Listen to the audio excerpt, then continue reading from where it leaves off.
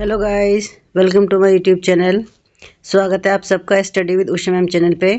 आज हम 7वीं क्लास का हिस्ट्री के जितने भी चैप्टर हैं उन सभी के क्वेश्चन आंसर्स करेंगे। ठीक है, इस पूरी एक सीरीज़ में मैं एक वीडियो में मैंने सारे ही चैप्टर्स के क्वेश्चन आंसर बनाए हैं। ठीक है, ये बहुत ही इंपॉर्टेंट क्वेश्चन आंसर्स हैं जो ज़्यादातर एग्जाम में पूछे जाते हैं। ठीक है, चलिए स्टार्ट करते हैं हम। पहला क्वेश्चन है, किसने 1154 ईस्वी में विश्व का एक बड़ा मानचित्र बनाया था? तो आंसर है अल इदीसी। ठीक है, अतीत में विदेशी शब्द किसके लिए प्रयुक्त होता था? तो आंसर है परदेशी या अजनबी। किस कारण से वनवासियों को मजबूर होकर अपना स्थान छोड़ना पड़ा? तो आंसर है कृषि के विस्तार के कारण। किसे उलेमा कहा जाता था? तो इस्लामिक धर्मशास्त्री एवं न्यायशास्त्री को उलेमा कहा जाता था। किन इतिहासकारों ने भारत के इतिहास को धर्म के आधार पर बांटा है? जो ब्रिटिश इतिहासकार थे ना, उन्होंने ही भारत के इतिहास को धर्म के आधार पर बांटा है। नेक्स्ट है, मिनाज ए सिराज कौन था? तो ये 13वीं सदी का एक इतिहासकार था। ठीक है, किस कारण से 18वीं सदी में भारत में क्षेत्रीय राज फिर से उभरने लगे? तो आंसर है मुगल साम्राज्य के पतन के कारण। नेक्स्ट है, दिल्ली के शासक गयासुद्दीन बलबन का शासन कहाँ से कहाँ तक फैला था? तो आंसर है पूरब में बंगाल से लेकर पश्चिम में अफगानिस्तान के गजनी तक फैला था। ठीक है, जियाउद्दीन बर्नी 14वीं शताब्दी का इतिहासकार था। उसने अपना पहला वृत्तांत कब लिखा? तो 1356 में उसने अपना पहला वृत्तांत लिखा था। ठीक है, और जो दूसरा वृत्तांत था इसके 2 साल बाद यानी 1358 में उसने अपना दूसरा वृत्तांत भी लिखा था। 8 से 14वीं शताब्दी में राजपूत शब्द का प्रयोग किस समूह के लिए होता था? तो आंसर है जो क्षत्रिय वर्ण के होने का दावा करते थे। अमीर खुसरो कौन सी सदी का इतिहासकार था? तो आंसर है 14वीं सदी। कल्हड़ कौन था? तो आंसर है 12वीं सदी का एक कश्मीरी इतिहासकार। चहमानों का सबसे प्रतीक शासक कौन था? तो वह पृथ्वीराज तृतीय, जिसे हम पृथ्वीराज चौहान के नाम से भी जानते हैं। ठीक है, कौन सी उपाधि चोल राजाओं द्वारा धनिक किसानों को दी जाती थी? तो आंसर है मुवेद वेलन या अरियार। ठीक है, चोल राजवंश की प्रशासन का पता किससे चलता है? तो आंसर है तमिलनाडु के चिंगलपुट जिले के उत्तर मैरूर से प्राप्त अभिलेखों से हमें चोल राजवंश के प्रशासन का पता चलता है। नेक्स्ट है, कन्नौज पर शासन के लिए किन शासकों ने आपस में लड़ाई की थी? तो ये थे आपके गुर्जर प्रतिहार, राष्ट्रकूट और पाल। ठीक है, किस विदेशी शासक ने 11वीं सदी में अन्य क्षेत्रों में नियंत्रण के लिए लगभग हर वर्ष दूसरे राज्यों पर आक्रमण किए? तो इसका आंसर है गजनी का सुल्तान, जिसे हम महमूद गजनी के नाम से भी जानते हैं। चेर राज्य के द्वारा किस भाषा का प्रयोग किया गया? तो मलयालम भाषा का प्रयोग किया गया।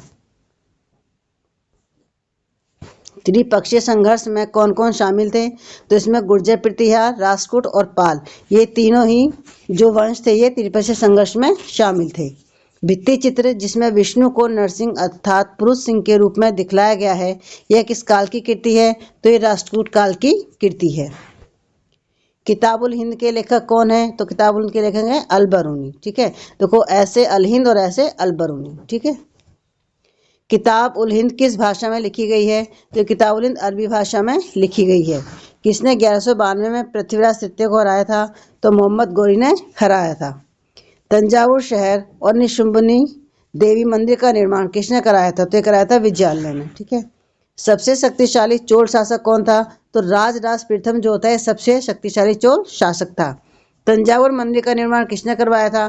तो तंजावुर मंदिर का निर्माण राजराज प्रथम ने कराया था। गंगईकोंड चोलपुरम मंदिर का निर्माण किसने कराया था? तो कराया था राजेंद्र प्रथम ने।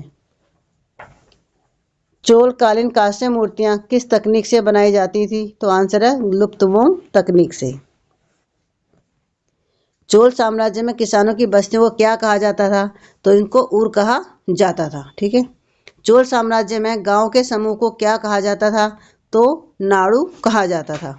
चहमानों के नियंत्रण में आने वाले 2 प्रमुख नगर कौन से थे? तो ये थे दिल्ली और अजमेर। दिल्ली में पहले किसने राजधानी स्थापित की? तो जो तोमर राजपूत थे उन्होंने दिल्ली में सबसे पहले अपनी राजधानी स्थापित करी थी। दिल्ली के सुल्तानों के शासनकाल में प्रशासन की भाषा क्या थी? तो वो थी फारसी। किसके शासनकाल में सल्तनत का सबसे अधिक विस्तार हुआ? तो अलाउद्दीन खिलजी और मोहम्मद तुगलक के समय में दिल्ली सल्तनत का सबसे अधिक विस्तार हुआ था। इब्न बतूता किस देश से आया था? तो जो इब्न बतूता है वो मोरक्को का एक देश है, अफ्रीका से, ठीक है, वहां से वो आया था। सबसे प्रसिद्ध मुगल शासक कौन था? तो ये चंगेज खान सबसे प्रसिद्ध मंगोल शासक थे। किस सदी में दिल्ली में अफगान एवं राजपूत जैसे नए शासकों का उदय हुआ था? तो ये था 16वीं शताब्दी। रजिया सुल्तान किस वर्ष सिंहासन पर बैठी? तो 1236 में ये सिंहासन पर बैठी थी। 1236 से लेकर 1240 में सिर्फ 4 साल ही शासन किया था। कीमत नियंत्रण की नीति किसने चलाई थी? तो अलाउद्दीन खिलजी ने कीमत नियंत्रण की नीति चलाई थी। गुलाम वंश की स्थापना किसने की थी? तो गुलाम वंश की स्थापना कुतुबुद्दीन ऐबक ने की थी। खिलजी वंश की स्थापना किसने की थी? तो जलालुद्दीन खिलजी ने खिलजी वंश की स्थापना की थी।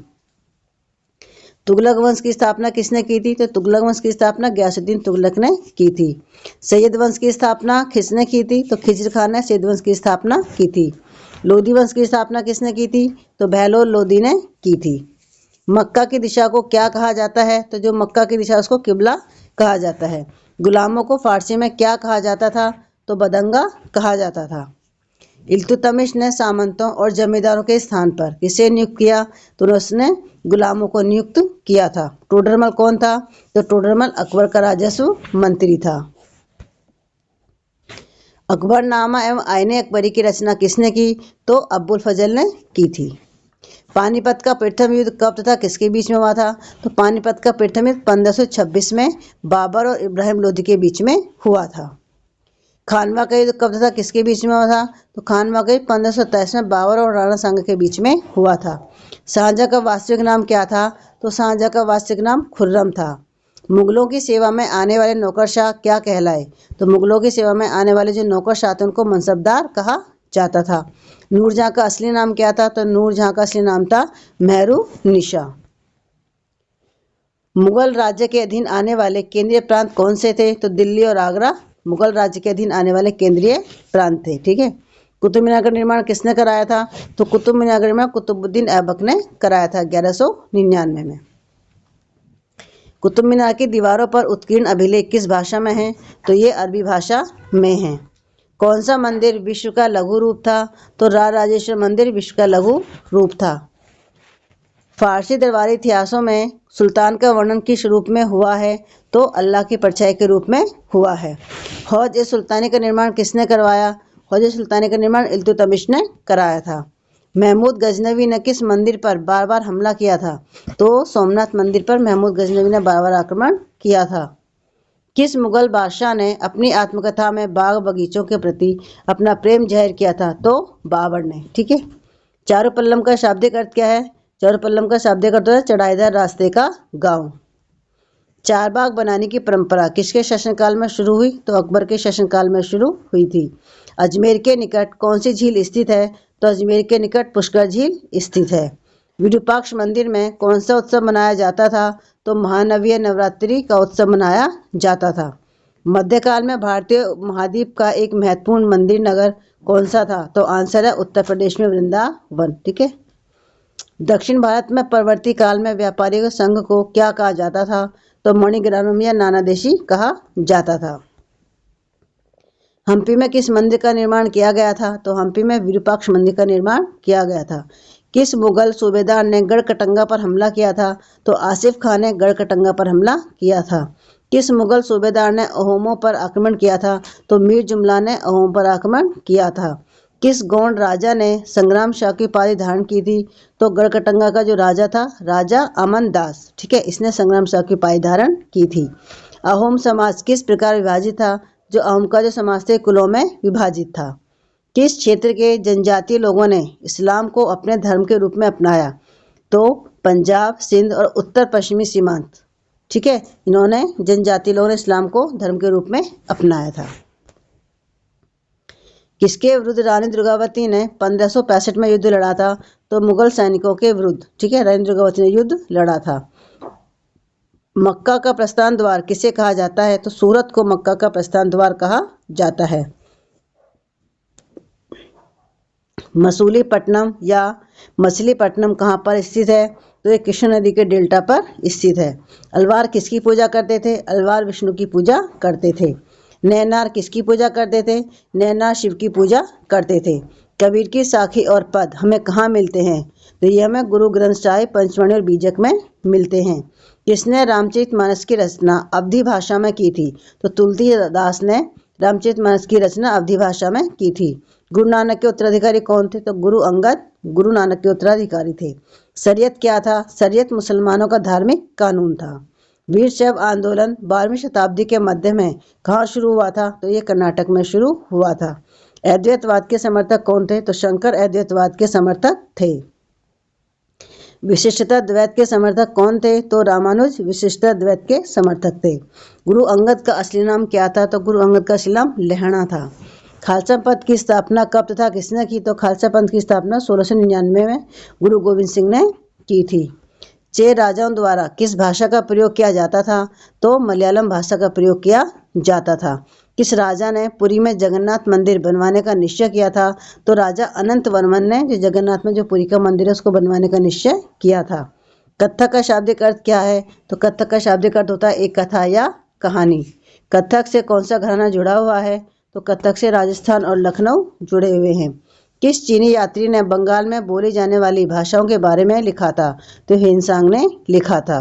किस ग्रंथ ने स्थानीय बंगाली ब्राह्मणों को कुछ खास किस्म की मछली खाने की अनुमति दी थी? तो जो वृहद धर्म पुराण है उसमें ब्राह्मणों को कुछ खास किस्म की मछली खाने की अनुमति दी गई है। अकबर ने बंगाल को कब जीता था? तो 1586 में। किस अफगानी शासक ने 5 बार उत्तर भारत पर आक्रमण किया था? तो अहमद शाह अब्दाली ने 1748 से 1761 तक इसने 5 बार उत्तर भारत पर आक्रमण किया था। कौन से नए राज्य प्राचीन मुगल प्रांत थे? तो अवध, बंगाल और हैदराबाद ये प्राचीन मुगल प्रांत थे। महाराजा रणजीत सिंह ने अपनी सत्ता कहाँ तक स्थापित की? तो सिंधु और यमुना नदियों के बीच। महाराजा रणजीत सिंह की राजधानी कहाँ थी? तो लाहौर थी। जाटों का नेता कौन था? तो जाटों का नेता था चूड़ामन। खालसा ने अपने सार्वभौम शासन की घोषणा कब की? तो 1765 ईस्वी में की थी।